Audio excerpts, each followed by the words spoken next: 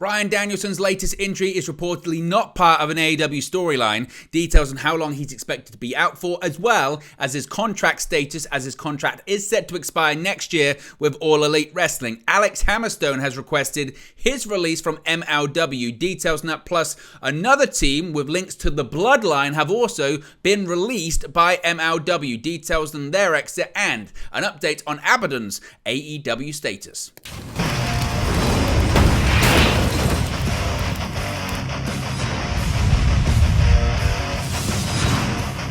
Hey guys, welcome back to Wrestle News 365. Hope everyone is doing very well. As always, there are plenty of news stories to get into in the world of professional wrestling. Let's start off with the latest about Bryan Danielson's latest injury. Of course, it was announced on Collision. He had suffered the latest setback of this year. Obviously, he suffered several injuries this year. He suffered it on Dynamite last Wednesday. He's set to undergo surgery for a broken orbital bone. Now, on the October 28 episode of AEW Collision, as I mentioned, it was revealed that Bryan Danielson had suffered an injury that would require surgery. It was explained that the injury happened on AEW Dynamite, with Claudio Castagnoli saying that it was a, quote, broken orbital bone, end quote. The main event of the October 25 episode of Dynamite saw Castagnoli team up with Danielson to take on Orange Cassidy, the AEW International Champion, and New Japan Pro Wrestling star Kazuchika Okada. After the match, medical staff checked on Danielson, with Tony Khan later tweeting that the Blackpool Combat Club member had walked to the back under his own power. Tony Schiavone on AEW Collision commentary after Castagnoli's comment stated that Danielson required surgery and will be out, quote, until later this year, end quote. PW Insider has now clarified the nature of the injury and whether it is legitimate. According to their sources, Bryan Danielson's injury is not part of a storyline. While doctors checked on Danielson, members of the Blackpool Combat Club checked on their comrade as well. The best friends, Chuck Taylor and Trent Beretta, also came down to the ring to check on Orange Cassidy, who seemingly isn't injured, leading to a stare down between both groups. Cassidy will defend the AEW International Championship against Castagnoli on Dynamite this week, with Danielson's injury being brought up as part of the build to the match. Now, what about Danielson's future? Of course, it's the latest injury he suffered this year. He was banged up coming out of the Iron Man match against MJF. He suffered a broken arm against Kazuchika Okada as well at Forbidden Door, and now he suffered this latest setback. Of course, he also said that this would be his last year as a full-time pro wrestler. Now, reportedly, Bryan Danielson's recent injury has put his status for New Japan's big Wrestle Kingdom show next year in serious doubt. Just a few weeks after returning to the ring following his broken arm at Forbidden Door, Danielson is once again on the shelf with said injury. Speaking on Wrestling Observer Radio, Dave Meltzer discussed the likelihood of Bryan Danielson being part of New Japan's Wrestle Kingdom show, where he is expected to face Kazuchika Okada once again, saying, quote, "It may be touch and go if he had surgery for January 4th. Hopefully he can do it, and hopefully he can finish the next however many months it is." He didn't put a time on exactly when it is that he's going to be done. In theory, his contract would be over in September.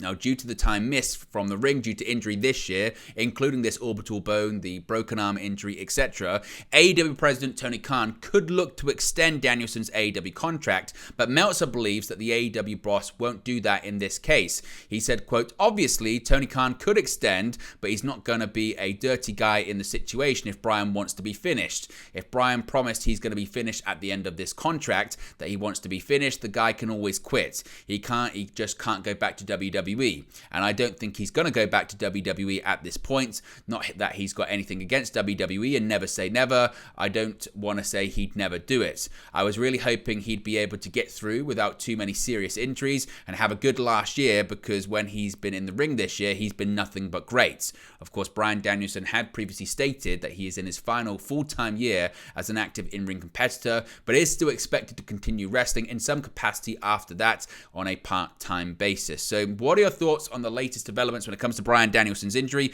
What do you think it means for his future, not only in AEW but also in professional wrestling? Is this yet another indication he should not necessarily retire, but retire from being a full-time pro wrestler? Let me know your thoughts about that, as always, in the comment section below. Now, some MLW news that's been quite a lot of it over the last few days. Let's start off with former MLW World Heavyweight Champion Alex Hammerstone. Now, Sean Rossap of Fightful Select is reporting that Alex Hammerstone has asked for his release from MLW. Fightful Select are reporting they have learned that the relationship between Hammerstone, a fixture in MLW, and the company itself has become what they're describing as frayed. Hammerstone has asked for his release, and Fightful are told as of now MLW does not intend to grant it. Hammerstone's deal with the company goes until the end of 2025. Fightful are told that Hammerstone hasn't been told himself that the release was granted or denied. Now, Fightful have been told there had been communication between the two sides earlier this year, and a buyout was brought up, and Hammerstone had said that he wanted to leave the company. From the company's perspective, Hammerstone's motivation decreased when he was booked to lose the world title to Alex Kane earlier this year. As of this moment, Hammerstone is under contract to MLW, but noticeably was not featured on their most recent roster page update. Hammerstone is on a monthly guarantee, which also adds pay per event. Sources in MLW claim that there were some issues with their September event when Hammerstone asked for the show off for a prior obligation. That was granted, and the money that would have been allocated to Hammerstone was used elsewhere. However, MLW sources claim that Hammerstone became available, but the budget wasn't there to add him to the show. MLW wants to retain Hammerstone, and they've also been told, Fightful, that MSL has been in contact with him. He's their head of talent relations. Hammerstone has indicated to MLW that he felt burned out there earlier this year, and from MLW's perspective, they had built much of the company around him and wanted to keep their investment and a top star. As of right now, they've reached an impasse. Hammerstone hasn't worked for the company since July and is not currently booked on any shows for the company. It had been later confirmed by Hammerstone himself that indeed this report was accurate. So what are your thoughts on this? If you're not an MLW fan, do you think that Hammerstone could end up in WWE? Has he got to look for WWE? Could he go to AEW? Could he go to Impact Wrestling? Could he go to Japan? Let me know your thoughts about this one in the comment section below.